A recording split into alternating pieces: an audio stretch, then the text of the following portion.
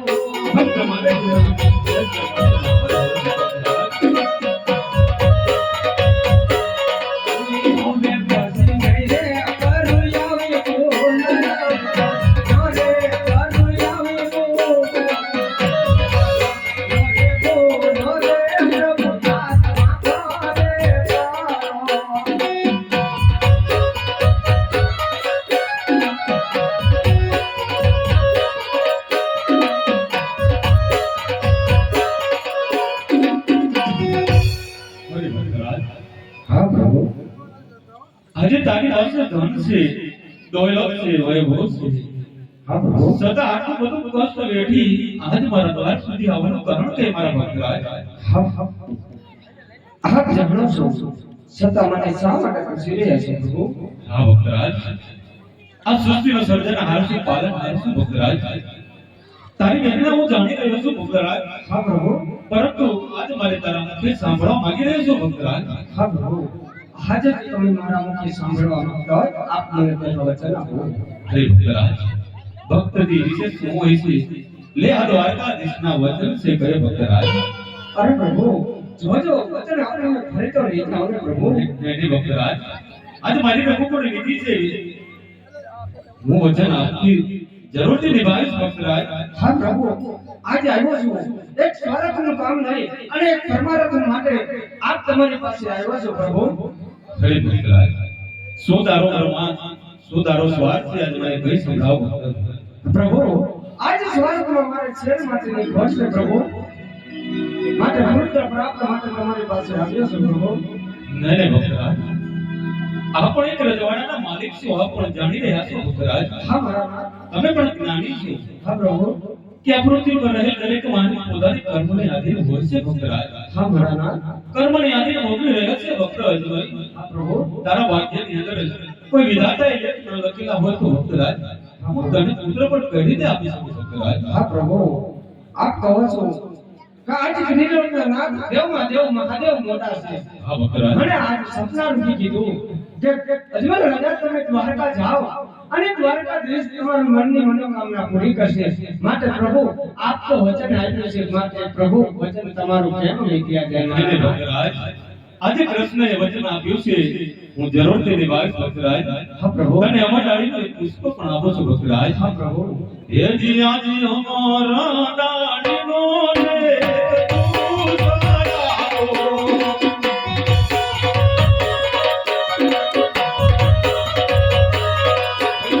અને મારા હેર બદલાવ મૈયાના ઘડો લાવનારો હાથ. આજ અમારે માંગેલી મારો યાદ રે. હા પ્રભુ.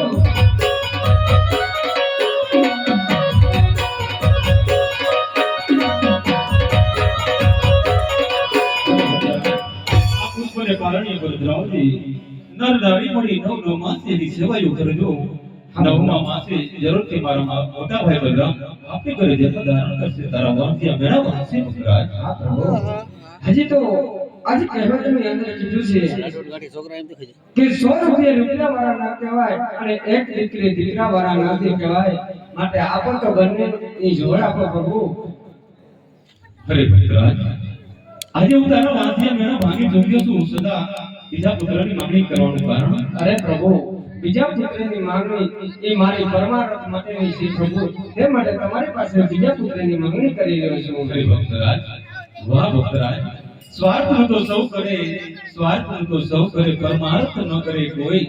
વાહ ભક્તરાજ, એવા મારા અનેક ભક્તો મારી પાસે આવી પોતાની માંગણી કરીને જતા રહે છે. એવા અનેક ભક્તોની અંદર તું મારો એવો ભક્ત છું. આજ પરમાર્થનું કાર્ય લઈને આવે છું. જરૂરથી તારું પરમાર્થનું કાર્ય બતાવો ભક્તરાજ. હા પ્રભુ.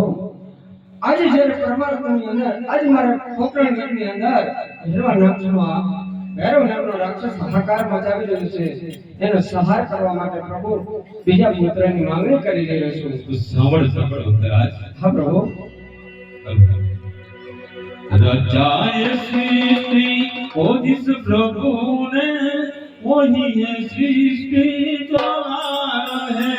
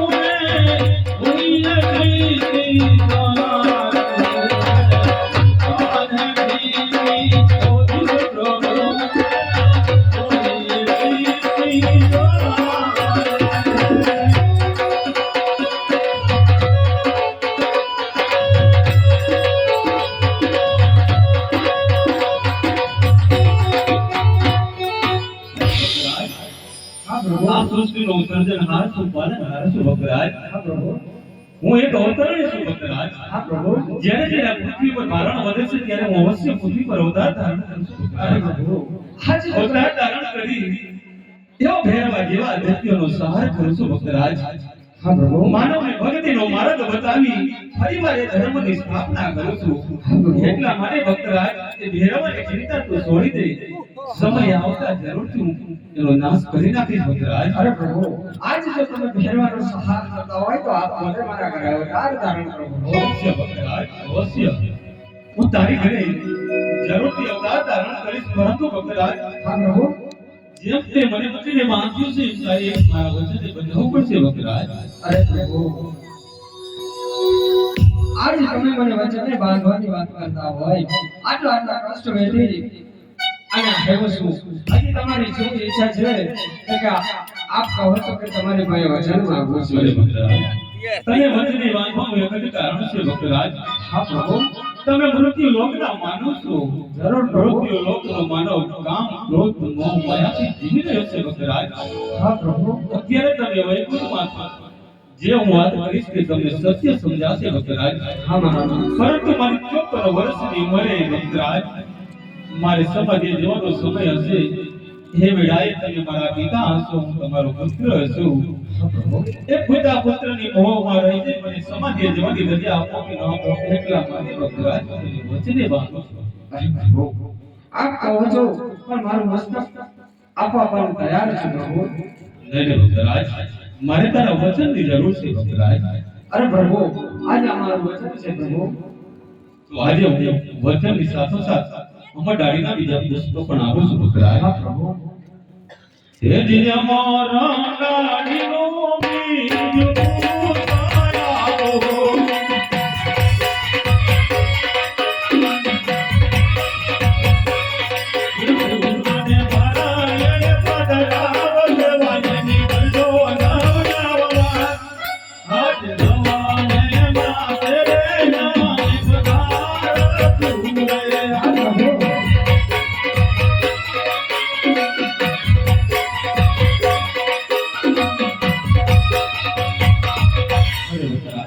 પુષ્પની પણ નવનો માસ સેવા કરજો.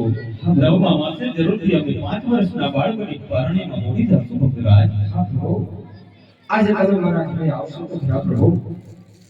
આજે તમે ભાઈ બે ભાઈ મારા ઘરે આવશો તો હું તમારા નામ શું રાખું પ્રભુ? અરે તેનું પુષ્પ જે તને આપ્યું છે તેનું નામ વિરમદેવ રાખજો. મારું પુષ્પ જે આપ્યું છે તેનું નામ જોડા રામદેવ રાખજો ભક્તરાજ. હા પ્રભુ, આજ કહેવતની અંદર કીધું છે કે કૃષ્ણ કપટી કહેવાય. કૃષ્ણને બોલીને થઈ જતા વાર ન લાગે માટે તમે મને એની નિશાનીમાં શું આપશો? હરે ભક્તરાજ. આજ રતન કટોરો વીર ગેજીઓ રે.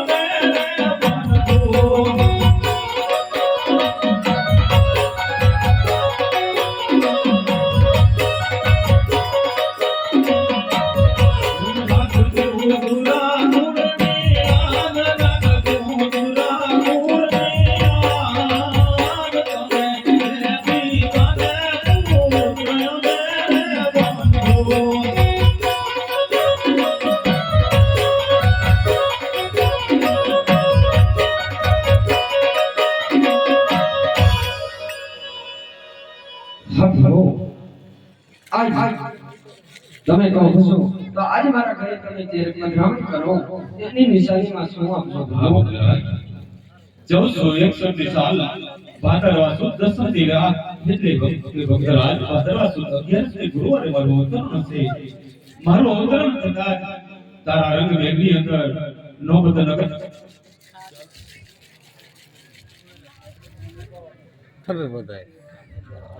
નગરા ઝાલર વાગશે ભક્તરાજ. ત્યારે સમજીએ કે દ્વારકાનો નાથ આપણી ઘરે સાક્ષાત અવતાર ધારણ કર્યું છે ભક્તરાજ. હા પ્રભુ. અને હવે તારી મનની અંદર કોઈ વાત રહી જતી હોય તો મને કહે ભક્તરાજ. હા પ્રભુ, આજ તમે 1600 ગોપીઓને રાસ લીલા. હા ભક્તરાજ. ગોપીઓને રાસ લીલા રમતા હતા. આજ મારે તમારી રાસ લીલા જોવી છે. અવશ્ય ભક્તરાજ. ઘડીક તમે આરામ કરો. હમણાં જ હું મારું ગોપી મંડળને બોલાવી તમને રાસ લીલાના દર્શન કરાવું છું.